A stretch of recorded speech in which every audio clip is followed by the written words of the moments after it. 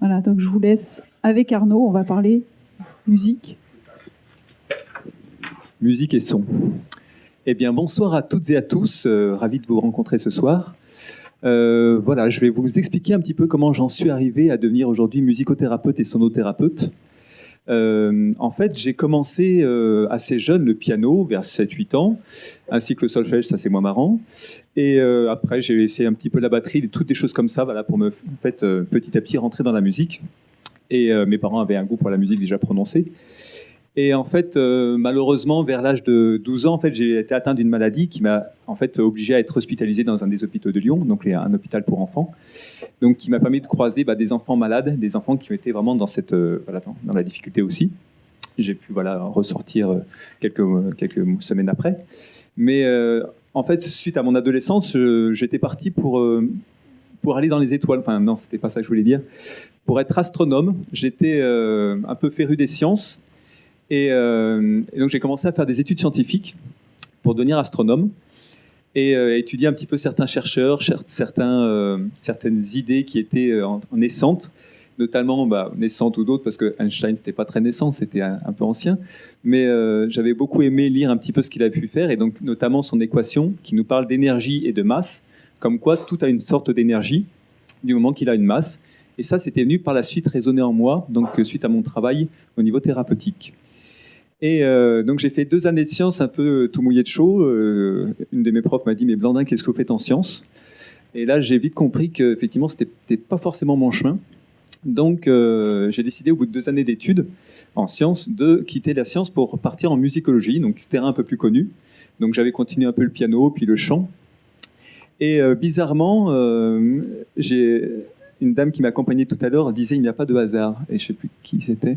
Et il n'y a pas de hasard, effectivement. Le 3e jour en musicologie, je vois une petite annonce au secrétariat qui disait « Recherche co-animateur bénévole pour une association de musicothérapie ». Et donc j'ai appelé et j'ai commencé à co-animer dans cette association, qui est en fait une association lyonnaise qui s'appelle l'Été musical, qui veut dire l'école ou thérapie musicale, et avec laquelle en fait elle travaille auprès de publics déficients, publics fragiles, donc polyhandicapés, personnes âgées, personnes d'Alzheimer, autisme. Et j'ai commencé par faire 3 années de bénévolat avec cette association, donc pendant mes années de musicologie. Et j'ai vite vu que effectivement ce public m'intéressait beaucoup, dû à leur fragilité, mais dû à tout ce qu'ils émanaient au niveau du cœur, dû à tout ce qui ressortait en fait lorsqu'ils étaient en présence, en contact avec nous, et surtout en lien avec la musique.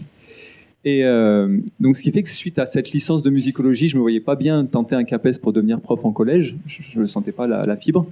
Et donc, je suis parti en musicothérapie, en études de musicothérapie. Et j'ai fini par avoir ce diplôme pour ensuite travailler au sein de l'association où j'étais bénévole par la suite. Et très vite, j'ai pu voir en fait quels pouvaient être les bénéfices de la musique auprès de ces personnes déficientes.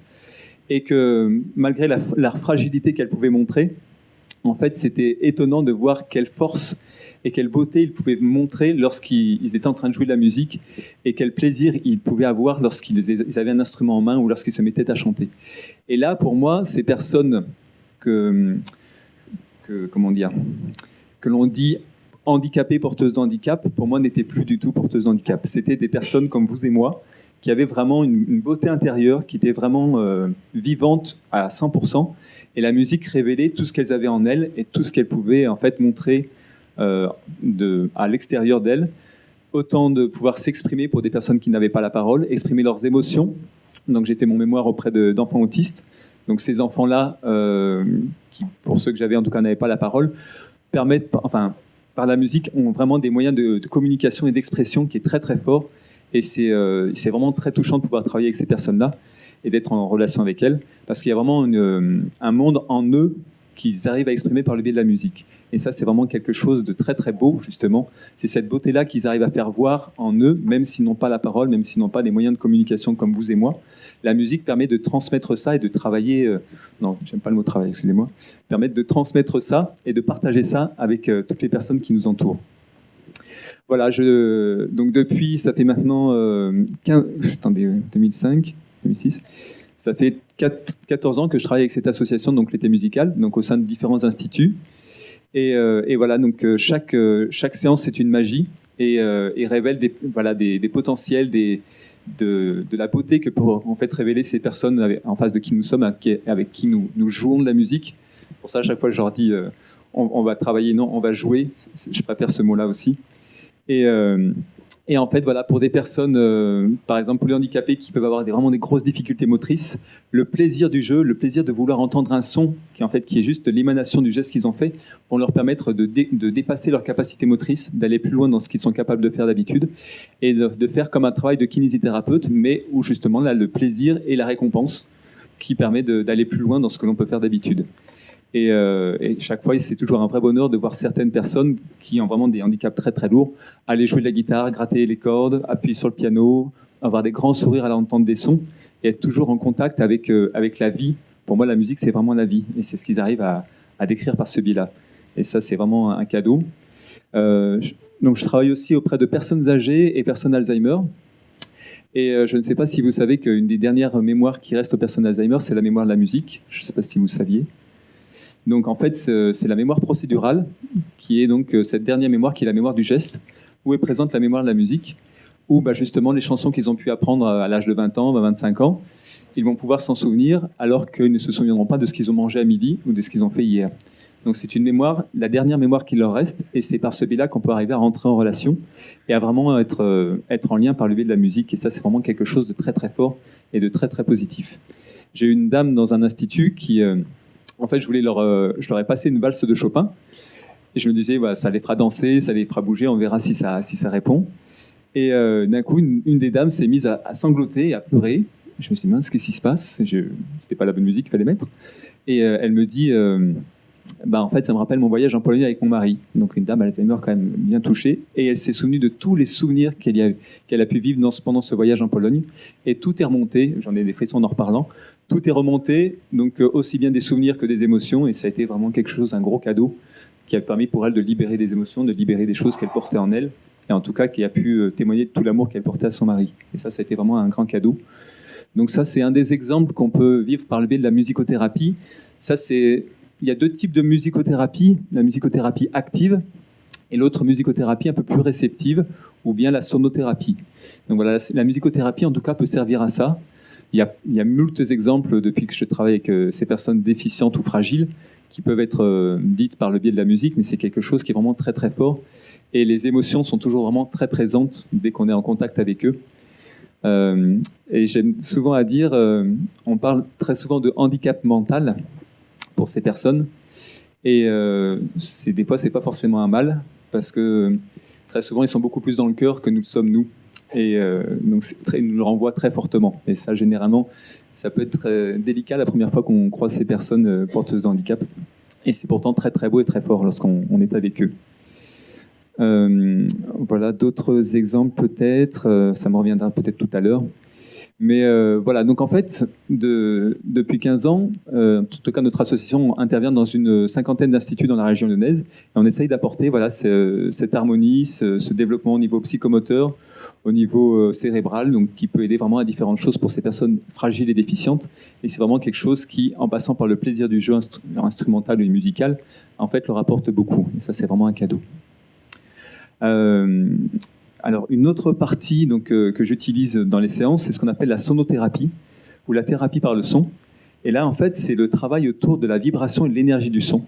Et donc là, c'est une autre approche plus réceptive, en fait, qui vient nous toucher autrement, on va dire, par les ondes musicales et les ondes, en fait, sonores. Et là, c'est une approche un peu plus récente et à la fois ancienne. En fait, il y a eu vraiment plusieurs chercheurs comme Platon qui ont déjà travaillé sur ces recherches autour du son.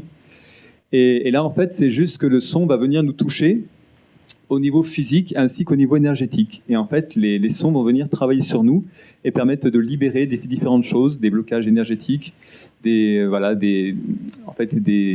blocages au niveau aussi de notre pensée, tout ce qui peut en fait tourner en rond au niveau de l'intellect. C'est vraiment quelque chose qui permet d'apporter de l'harmonie et de l'énergie au niveau du corps et de se libérer des poids qu'on porte sur le dos très souvent et dont on n'a pas forcément besoin. Donc et là, en fait, on peut utiliser ce côté sonothérapeutique auprès de toute personne, porteuse de handicap ou non. Et c'est vraiment quelque chose qui est porteur et qui amène un bien-être au niveau de tout le corps. Et voilà, donc j'utilise ces différents sons par l'intermédiaire de bols tibétains, par exemple, de bols de cristal, de flûte amérindienne, de chant harmonique. Donc je travaille avec ma compagne aussi, et on fait des fois des concerts thérapeutiques, on va dire. Et les sons viennent vraiment nous toucher profondément. Et j'ai eu certains exemples de personnes voilà, qui ont pu faire libérer une émotion qu'ils ont pu porter, voilà, d'une émotion qu'ils ont pu vivre plusieurs années avant et qui permettent de se libérer vraiment par l'effet du son, en permettant d'enlever cette douleur qui peut être présente au niveau émotionnel ou à d'autres niveaux. Et ça, c'est vraiment quelque chose d'assez fort. Et ça amène vraiment aussi de la détente. Il y a tout un aspect autour des ondes alpha et des ondes cérébrales. Je ne sais pas si vous connaissez. Les ondes alpha, c'est celles qu'utilisent les hypnotiseurs pour nous mettre en état de conscience modifié. Et en fait, une fréquence est en correspondance avec ces ondes alpha-là. Et de plus en plus d'instruments sont accordés à ces fréquences-là. Ils nous mettent dans cet état de relaxation. Et j'ai eu beaucoup de personnes qui étaient vraiment très, très stressées, très tendues, qui à la fin d'une séance étaient vraiment écrasées sur la table de massage par une décontraction vraiment très, très forte. Voilà, donc c'est pour vous montrer, autant par la musicothérapie active que par la sonothérapie, que le son permet en fait de toucher à la fragilité des personnes. Et par la beauté de la musique, justement, ça permet de révéler la beauté de la personne aussi et d'enlever tout ce qui peut, en fait, la freiner dans l'incarnation de la beauté qu'elle est vraiment au plus profond d'elle. Et où très souvent, nous avons l'habitude de mettre des carapaces, des murailles pour nous protéger de ce qui nous entoure et de ce qui nous fait mal. Et ce qui fait que ces murailles, en fait, couvrent aussi notre beauté intérieure, tandis que la musique permet justement de faire sauter ces murailles pour enfin vraiment découvrir ce qu'il y a de plus beau en nous. Et ça, c'est vraiment quelque chose d'assez fort quand on peut croiser ces expériences-là et les vivre. Voilà, donc 15 minutes, c'est assez rapide. Alors je voulais peut-être juste faire un tout petit extrait musical d'une 2 minutes pour vous faire ressentir ou entendre. Et je crois qu'il reste 2 minutes, 1 minute. Et ben, très bien. Donc je vais faire un tout petit extrait d'1 minute pour vous faire vivre ça.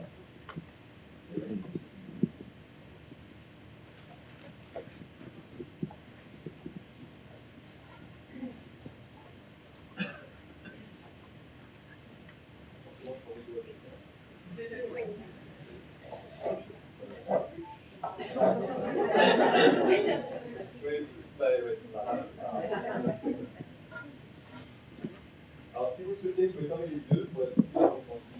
De toute façon, on va pouvoir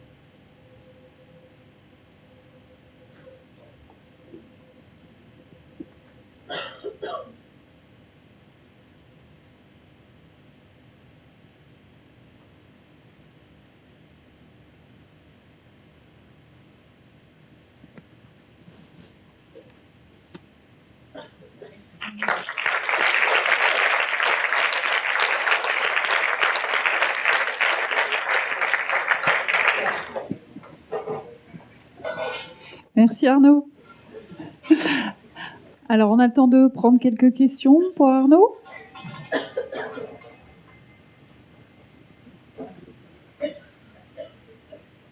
Pas de questions si...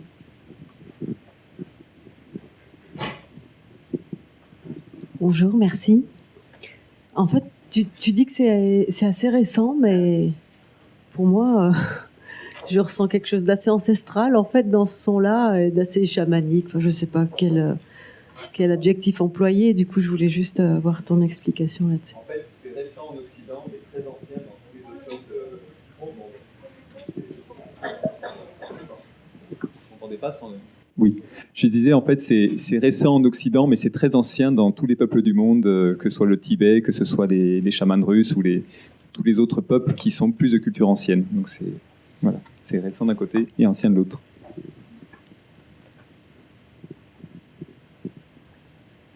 Et ça résonne.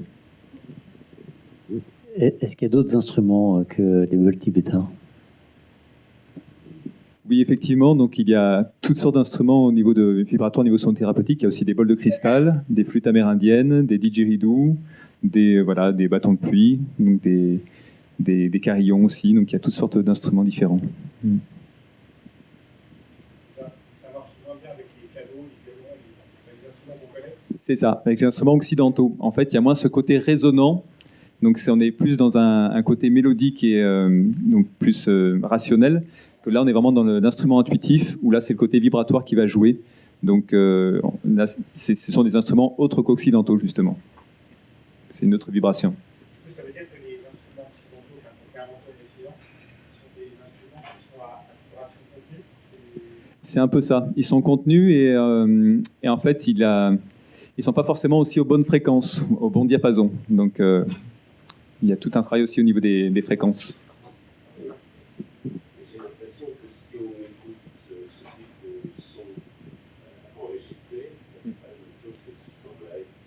Oui, alors effectivement, en fait, on perd au niveau, on va dire, de l'énergie et du toucher. Mon formateur dans sonothérapie parlait du toucher par le son, ce qui fait qu'on sera moins touché vibratoirement par les vibrations du son, vu qu'il y aura un filtre qui est fait par les enceintes.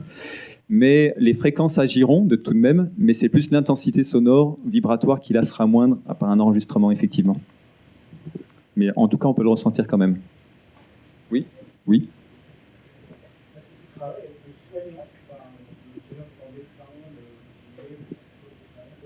Alors en fait, il y a deux aspects. Donc, par exemple, dans les instituts où je travaille avec tous les soignants qui sont au sein de l'institut. Et après, en libéral, c'est plus... je peux avoir certains soignants avec moi aussi, mais voilà, c'est assez variable. Mais plus en tout cas au niveau institutionnel. Oui.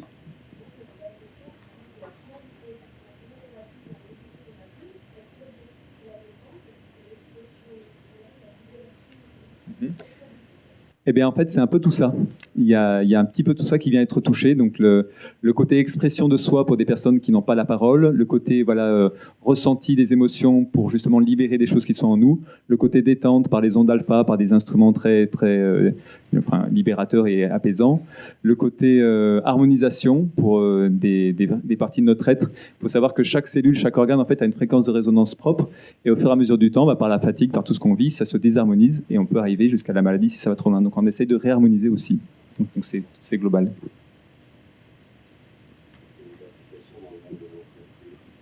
Oui, effectivement.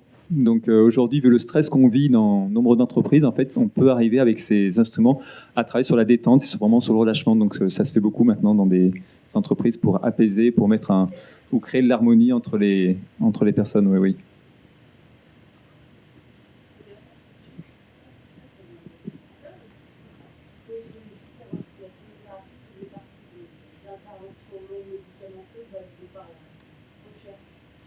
Alors, valider, c'est encore délicat.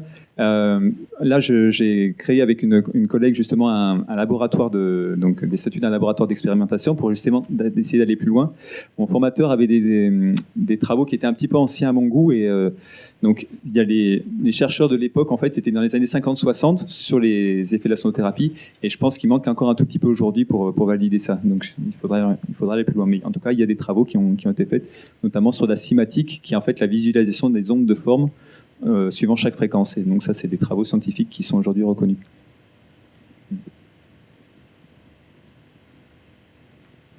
Bien. Merci à tous.